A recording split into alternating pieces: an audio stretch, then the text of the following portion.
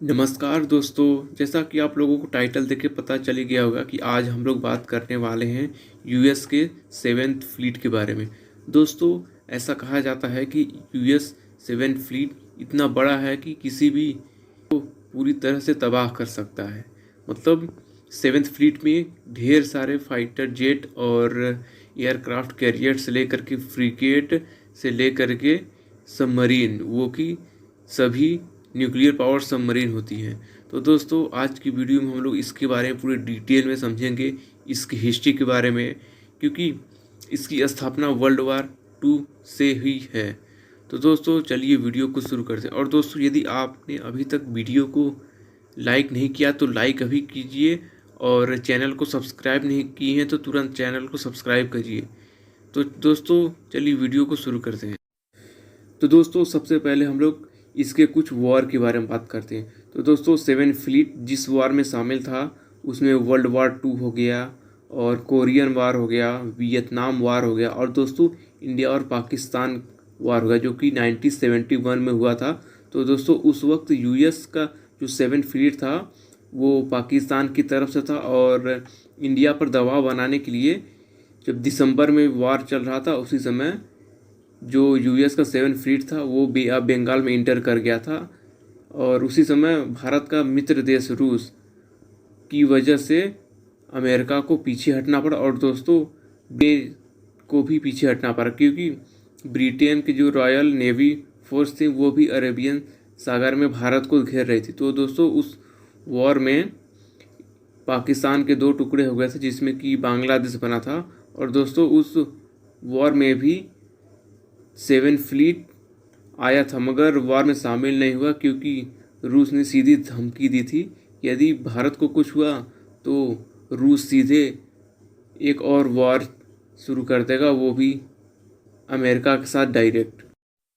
और दोस्तों, seven fleet gulf वार में भी शामिल हुआ था, जो कि गल्फ वार 1990 में शुरू हुआ था और चल रहा था।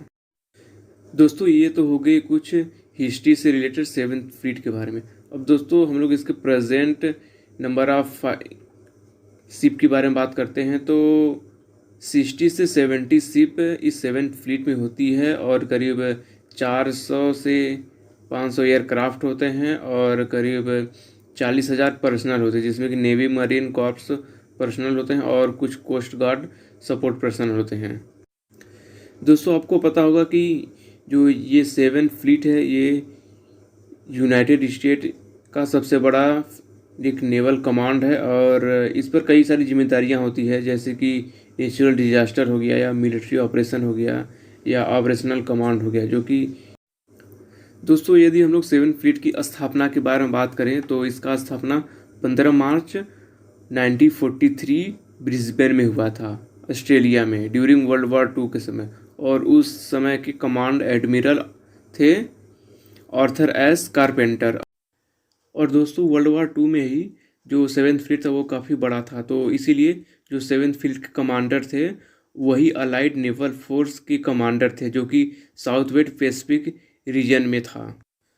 और दोस्तों, यदि हम लोग कोरिया वार के बारे में बात करें तो जो फर्स्ट नेवी जेट था कॉम्बैट के लिए इसको लॉन्च किया गया था task force 77 TF-77 aircraft carrier से 3 जुलाई 1950 को, जो कि लैंड किया था इंचोन कोरिया। और इसको कि सेवेंथ फ्लीट के द्वारा ही चलाया गया था, और इसमें कुछ बेटर शिप जैसे कि Iowa, New Jersey, Missouri and Wisconsin, जो कि सभी लोग फ्लैगशिप ऑफ कमांडर के तहत यूएस सेवेंथ फ्लीट में कोरिया वार में शामिल हुए थे। और दोस्तों, यदि हम लोग वियतनाम वार के बारे में बात करें तो दोस्तों, आपको पता होगा कि वियतनाम वार काफ़ी लंबा चला था, और फिर भी अमेरिका उस वार को जीत नहीं पाया और उसे पीछे हटना पड़ा था। तो दोस्तों, वियतनाम वार में भी सेवेंथ फ्लीट एक मुख्य भूमिका में था, और ये वार 1950 से लेकर के 1970 तक चला था। दोस्तों, वियतनाम वार काफ़ी लंबा चला था, तो इसमें हम कुछ इंसिडेंट आपको बताते हैं, जैसे कि 12 फरवरी 1965 को एक यूएसएस सेलिबसरी साउंड AV-13 एक पहली यूएस नेवी हुई थी, जो कि ऑपरेशन वियतनाम के अंदर में किए थे, जो कि कोस्टल वाटर में इसको किया गया था। दोस्तों इसी शिप ने वहाँ पर जो सी प्लेन थे उन्हें एक सुरक्षा प्रोवाइड किया था, और ऑपरेशन फ्लेमिंग डार्ट जो कि बॉम्बिंग किया गया था नॉर्थ वियतनाम आर्मी कैंप पर।